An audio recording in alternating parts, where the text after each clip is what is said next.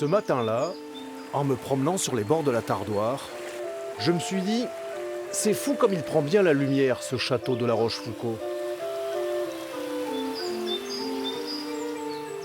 Mais qu'est-ce qui lui donne autant de charme? Serait-ce son histoire?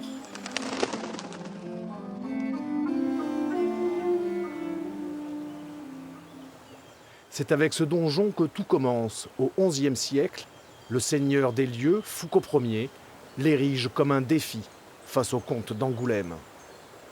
D'abord défensif avec son châtelet et ses tours d'angle. J'apprends que la lignée des La Rochefoucauld a toujours côtoyé de près la cour des rois de France. C'est au XVIe qu'il va connaître ses plus importantes modifications. François de La Rochefoucauld, parrain de François Ier, et son épouse en feront une des plus grandes réalisations de la Renaissance. Galerie sculptée d'inspiration italienne, il rivalise avec les plus grands de son époque, Blois, Chambord.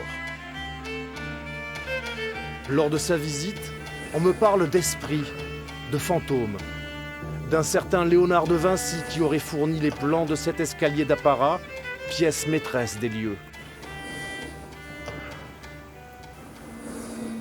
Mais pour la petite histoire, en découvrant les salons décorés de souvenirs, c'est un autre fantôme qui retient mon attention. Celui du jeune François XVII, héritier disparu à l'âge de 4 ans, en 1908, et qui repose dans la chapelle.